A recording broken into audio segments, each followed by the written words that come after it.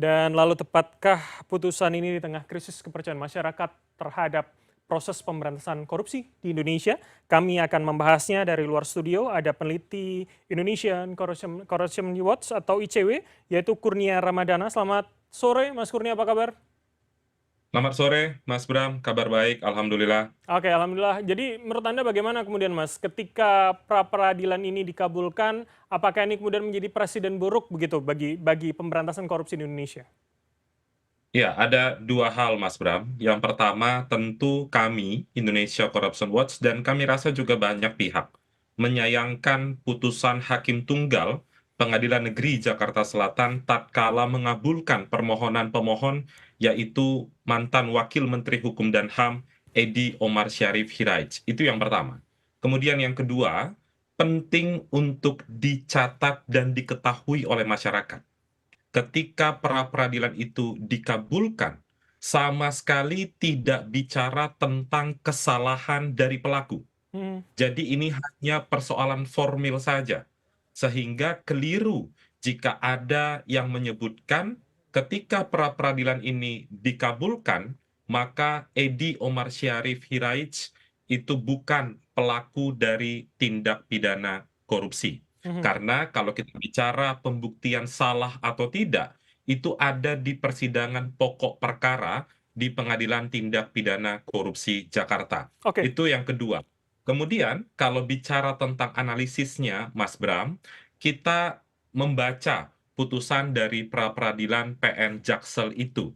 Ketika dibaca, lagi-lagi persoalan yang muncul adalah soal kapan seseorang bisa ditetapkan sebagai tersangka. Apakah pada awal mula penyidikan, atau di tengah, atau di ujung? Mhm. Pada dasarnya, Mas Bram, kami tentu berpijak pada ketentuan peraturan perundang-undangan yang disebut di dalam pasal 44 Undang-Undang KPK baru. Di sana, Mas Bram, kalau kita bicara tentang proses penegakan hukum, ada penyelidikan, penyidikan, dan penuntutan. Patut dicatat bahwa penyelidikan yang dilakukan oleh KPK derajatnya berbeda dengan penyelidikan di penegak hukum lain, Oke. yaitu di kepolisian dan kejaksaan.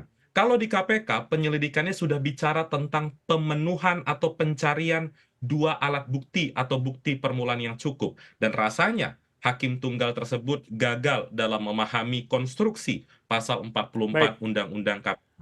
Oke. Demikian, Mas Bram. Mas Kurnia, kalau kemudian, Hakim PN Jakarta Selatan tuh mengatakan bahwa, penggeledahan, pemeriksaan terhadap kemudian saksi-saksi dilakukan pasca penetapan tersangka. Jadi artinya sebetulnya dalam Undang-Undang KPK baru hal itu bisa bisa kita terobos begitu ya? Ini berbeda dengan kemudian, penyidikan yang ada di kepolisian begitu ya? Mas Bram, Komisi Pemberantasan Korupsi itu dibentuk dengan sejumlah kewenangan khusus. Mhm. Salah satu kekhususan KPK adalah dalam konteks atau dalam fase penyelidikan, para penyelidik itu sudah mencari bukti permulaan yang cukup. Sehingga apa konsekuensinya, Mas Bram? Ketika penyelidik sudah menemukan bukti permulaan yang cukup, dilakukan ekspos perkara, pimpinan sepakat dengan bukti permulaan yang cukup terhadap satu dugaan tindak pidana, maka dengan sendirinya terbit surat perintah penyidikan yang mengartikan para penegak hukum setuju ada peristiwa pidana Mhm. dan merujuk pada tersangka tertentu. Oke. Tidak ada di dalam peraturan perundang-undangan yang mengatur fase kapan seseorang ditetapkan sebagai tersangka, apakah awal, tengah, atau akhir penyidikan. Oke, Demikian, oke. Mas Bram. Oke, menarik. Artinya kemudian tidak perlu harus ada, bukti yang cukup dulu, bukti permulaan seperti yang Anda katakan itu sudah bisa menjadi dasar begitu ya. Oke, kalau begitu saya ingin maju dari situ, artinya apa yang kemudian bisa kita lakukan atau kemudian publik desak kepada KPK? Apakah memang KPK bisa melakukan ini dari ulang? Karena tentu, saya setuju dengan narasi Anda bahwa ketika kasus pra-peradilan ini sudah dikabulkan, artinya kasus-kasus penyuapan dan gratifikasi ini belum usai begitu. Harus masih ada yang diungkap begitu. Mas Bram, ketika kita mendengar penjelasan dari pimpinan KPK, saat itu Pak Alexander Marwata menjelaskan ada tiga peristiwa terkait dengan dugaan tindak pidana korupsi yang dilakukan oleh mantan Wakil Menteri Hukum dan HAM, sekalipun deliknya berkaitan dengan tindak pidana suap. Yang pertama terkait dengan kepengurusan sengketa kepemilikan satu perusahaan, namanya PT CLM di Pulau Sulawesi. Di sana mantan Wamenkumham itu disinyalir menerima uang miliaran rupiah. Kemudian yang kedua terkait dengan pengurusan perkara yang saat ini atau kemarin sempat menimpa salah satu pimpinan PT CLM. Sederhananya ingin dihentikan perkara itu melalui Wakil Menteri Hukum dan HAM. Bagaimana caranya? Itu yang sedang didalami oleh KPK. Mhm. Kemudian yang ketiga, ada penerimaan sebesar dugaan penerimaan 1 miliar rupiah terkait dengan kepentingan pribadi Edi Omar Syarif Hiraij untuk maju sebagai ketua organisasi tenis.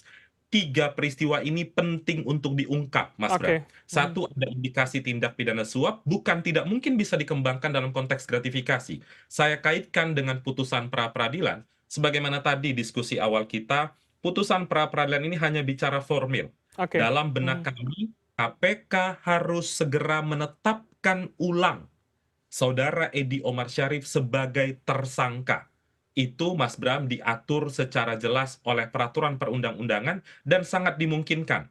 Sejak tahun 2005, bahkan 17 atau 18 tahun yang lalu, sudah banyak pra-peradilan yang mempersoalkan penyelidikan KPK. Mhm. Dan Oke. banyak juga putusan pra-peradilan itu yang menolak permohonan pemohon.